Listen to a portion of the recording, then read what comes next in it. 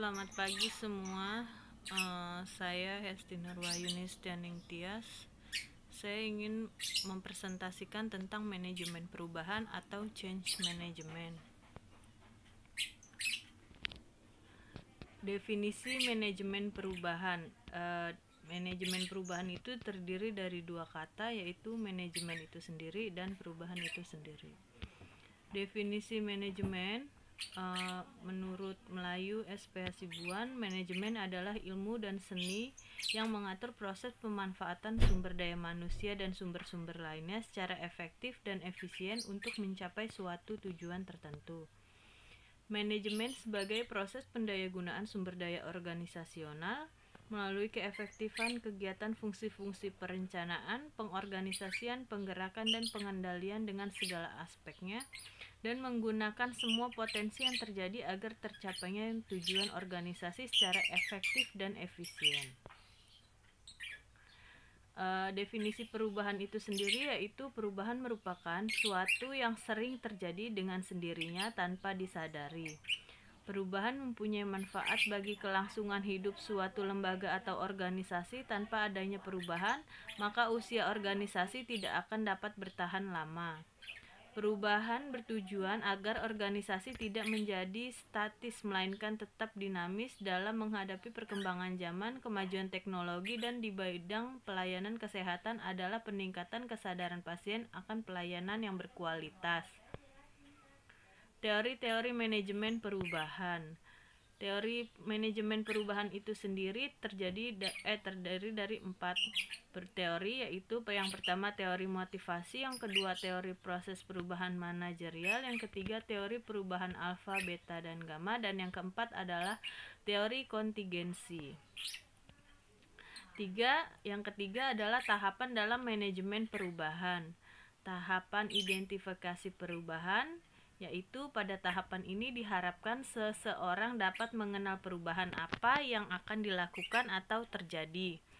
Yang kedua adalah tahapan perencanaan perubahan, yaitu pada tahap ini harus dianalisis mengenai diagnostik situasional, teknik, pemilihan strategi umum, dan pemilihan. Yang ketiga adalah tahapan implementasi perubahan, yaitu pada tahap ini terjadi proses pencairan, perubahan, dan pembekuan yang diharapkan. Dan yang keempat adalah tahapan evaluasi, dan melakukan evaluasi dan memerlukan data. Yang keempat adalah strategi manajemen perubahan. Strategi manajemen perubahan ini terdiri dari tiga perubahan, yaitu yang pertama political strategi atau pemahaman mengenai struktural kekuasaan yang terdapat dalam sistem sosial. Yang kedua, ekonomi strategi atau pemahaman dalam memegang posisi pengaturan sumber ekonomi, yaitu memegang posisi kunci dalam proses perubahan berencana. Dan yang ketiga adalah akademi strategi atau pemahaman bahwa setiap manusia itu adalah rasional. Yang kelima, faktor yang menghambat terjadinya perubahan. Faktor yang menghambat terjadinya perubahan di sini ada 9 ya, diantaranya salah satunya yaitu kelambanan struktural dan kelompok kerja. Yang kedua, tantangan keseimbangan kekuatan yang ada. Yang ketiga, usaha perubahan sebelumnya tidak berhasil. Dan yang keempat, terlalu fokus pada perubahan terbatas. Yang kelima, ancaman pada hubungan kekuasaan yang sudah ada. Yang keenam, ancaman terhadap alokasi sumber daya yang sudah ada. Yang ketujuh, demografis. Dan yang ke-8, persepsi terhadap revolusi informasi. Dan yang ke-9 adalah lingkungan dan sosial. Ini adalah 9 faktor yang menghambat terjadinya perubahan ya. Di sini kita udah bisa lihat faktor-faktornya. Yang keenam adalah karakteristik perubahan. Karakteristik perubahan terdiri dari 8, yaitu diantaranya 1, bersifat misterius karena tidak mudah dipegang. Yang kedua, memerlukan tokoh terkenal dalam melakukan perubahan. Yang ketiga, tidak semua orang bisa diajar melihat perubahan. Yang keempat, perubahan terjadi setiap saat secara kontinu. Yang kelima, ada sisi lembut dan sisi perubahan. Yang keenam, membutuhkan waktu, biaya, dan kekuatan. Yang ketujuh, dibutuhkan upaya khusus untuk menyentuh nilai dasar atau budaya korporat. Yang kedelapan, banyak diwarnai mitos.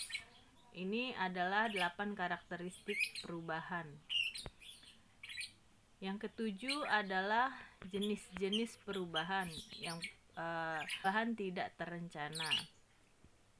Yang kedua, menurut sifatnya yaitu incremental change dan fundamental change. Yang ketiga, temporary radical change. Yang keempat, structural change dan cyclical change. Yang kelima, planned change dan emergent change. Ini adalah beberapa jenis-jenis perubahan. Nah, yang ke-8 adalah di sini ada analisis SWOT, yaitu stretch-nya itu kekuatan, weakness itu kelemahan, opportunities itu peluang, dan threats itu ancaman. Nah, untuk analisis SWOT itu sendiri, stretch-nya itu kekuatan, yaitu di sini strategi untuk memanfaatkan peluang untuk mendayagunakan kekuatan. Untuk strength-nya ini.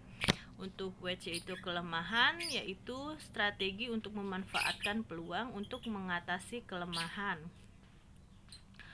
Opportunities itu adalah peluang, strategi untuk menghindari ancaman sekaligus melindungi kelemahan.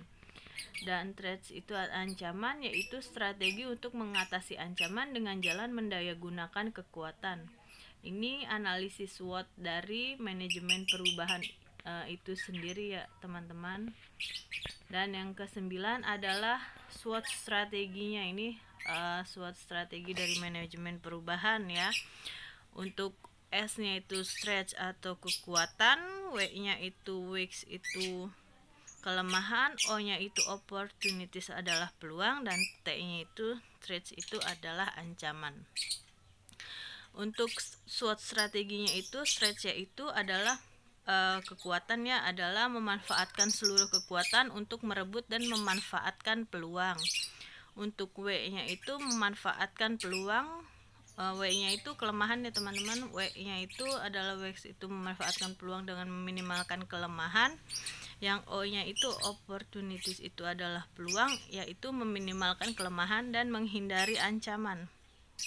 Dan yang T-nya itu threats itu ancaman, meskipun menghadapi ancaman tapi masih memiliki kekuatan secara internal. Nah, ini adalah SWOT strategi dari manajemen perubahan. Dan selesai. Terima kasih teman-teman untuk presentasi saya. Sekian presentasi dari saya. Assalamualaikum warahmatullahi wabarakatuh.